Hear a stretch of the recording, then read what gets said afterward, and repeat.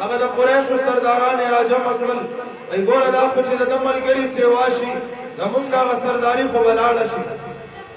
زمونږ به خلق نافرمان اساس شي ځکه چې ټول به د محبوب غلامان شي ځکه چې د هغه سترګو دیدار چا کړی هغه د بل سترګو دیدار نه غواړي چې د هغه زلفو دیدار چا کړی هغه د نورو زلفو دیدار نه غواړي چې د هغه والضحی رخسار دیدار چا کړی هغه بیا د بل رخسار دیدار نه غواړي ابو جهل وایي چې کله د ده غلامان زیات شي بیا زمونږ دغه دکاندارۍ ختم شوي بیا زمونږ دغه سردارۍ ختم شوي زمونږ مشرۍ ختم شوي بیا به مسلمانان زیات شي بیا به غلبه د اسلام راشي بیا به موږ مغلوبه شو نو دا یو میټینګ طلب کړ او په دې کې ټول سرداران راجمع کړل اوږده واقعه ده حسیوي وایي که چا د محمد مصطفی علیه السلام سر قلم کو هغه له به دومره انعام ورکوما یو اوښ به له د سرو زرو ورکړی ورکوما غټ غټ انعامونه به ورکوما په دې کې ډېر پهلوانان موجود دي خو یو پکې د عدالت او د غیرت غر عمر فاروق موجود دی لا ایمان یې راوړی نه دی حضور غلام نه دی اساس حضور علیه السلام عاشق نه دی اساس چې دی پاڅېده او ویې ویل زه به د هغه سر قلم کما زه به د هغه سر قلم کم او دلته به یې راوړمه بس ګوره ما ته خو وایو چې عمر فاروق غلطي کې د پاڅېدې د دواړو جهانو د سردار باره کې وی چې د هغه سر به قلم کم نه نه په خوله خو وایي سر به قلم کم خو حقیقت کې قسمت را بیدار دی په دې پلو کې د محبوب غلام به سازیږي دی روان دی په لاره باندې یو صحابي سره میلاویږي مختلف روایت دی کړي څوک وایي دوه ماشومانو ته وي دوه سخي وسو یو سخی پرېښود وایي دا سخی راونیسه که دا دې راونیوه نو ته به محبوب علیه السلام قتل پسې بیا لاړ شي بل روایت کې راځي یو صحابي له مخې نه راغی هغه ورته وایي عمره چېرته ځې ستا سترګې سرې دي توره دې بار راایستلې ده کم خوا روانې هغه ورته وایي زه خو زما د محمد مصطفی علیه السلام صلی الله علیه وسلم سر قلمومه هغه سره چیلۍ وه ورته وي دا چیلۍ راونیسه که دا دې راونیوه ته خو پهلوان یې ته خو بهادور یې واقعي و دی پهلوان و خو د اسلام مخالف پهلواني د چا نه چلیږي پهلوان باغه وي چې کوم مسلمان وي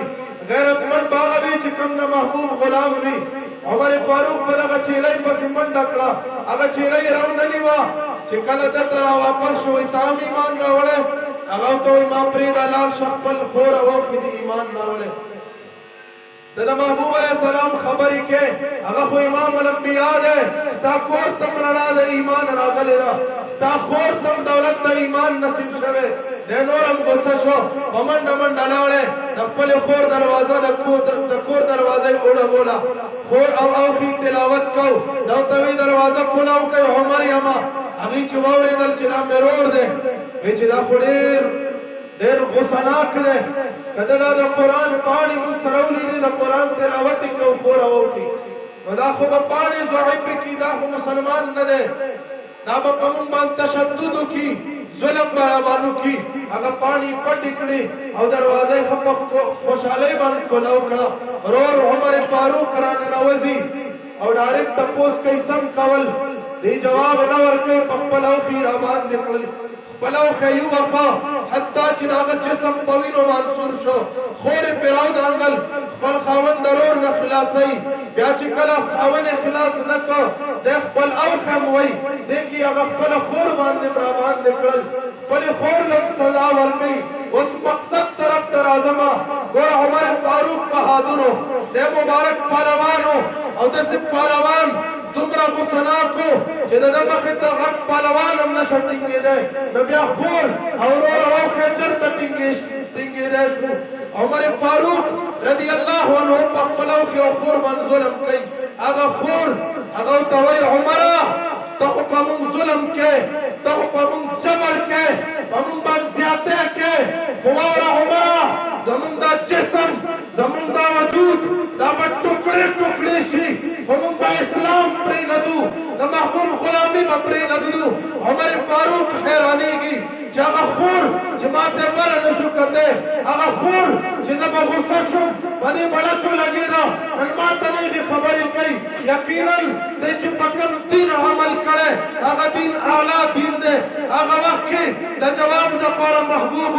علیه السلام نن ما ورته هم حیرانېږو چې دې کې د دا دومره غیرت ولې رالی دې کې دا دومره بهادري ولې راله چې د یو خپل ورور دغه ثنا کرور مخې ته د غیرت نه ډکې خبرې کوي ولې عاشق صادق فخر کشمیر حضرت الحاج محمد امین بابا جی فرمایي د دې وضاحت کوي ته چې دې ولې د غیرت نه ډکې خبرې وکړې دې مبارک فرمایي کله په مال او سر یریږي چې ایمان لري څوک او کله میدان کې رستو کېږي چې ایمان لري څوک او دشمن د دین لره ورځي لکه زمری په میدان تیغو توفان نه نستنیږي چې ایمان لري څوک او شمع د دین د محمد رسول الله بلده لکه پتنګ پرې ستی کېږي چې ایمان لري څوک او دا بې غیرت وینا سود نکړي بې غیرتو لره په دې وینا هغه پوهېږي چې ایمان لري څوک او محمد امین پننګ د دین کفن په سر تړلی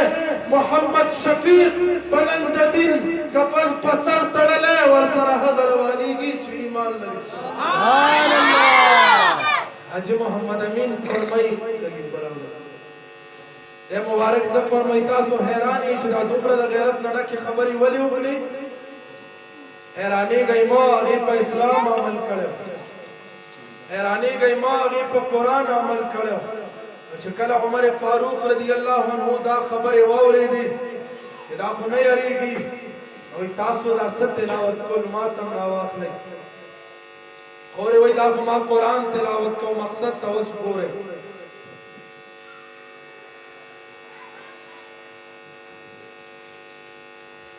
دا ما څه کول قرآن مې تلاوت کوم وایي ما ته هم دا قرآن راکئ که نه بس ګوره خور ده یریږي په عامو حالاتو کې خو چې کله د اسلام خبره راله بیا نه یریږي ما او تا به د چا ادب هم کوو د چا احترام به هم کوو تعظیم به کوو خو چې کله د اسلام خبره راشي نو بیا موږ به د هیڅ چا ادب هم نه کوو بیا نه د مشر ادب شته نه د کشر ادب شته ولې چې پرې ستا د محبته غافل کېږم زه هغه خپلوان دوستان سکړم محبوبه او ګرمې اوښکې ستا له شوقه ورعم پې ګنې زه به دا چشمان سکړم محبوبه بیا خو زمونږ دوستانې د محبوب د خاطره دي یار مې تی بل یار نه لرم بیتا کار مې تی بل کار نه لرم بیتا او ستا دپاره مې دوستۍ هم دشمنۍ دي چا سره بل روزګار نه لرم بیتا او ستا په لوی ذات محمد امین قسم خوري ستا غلام یم بادار نه لرم بیتا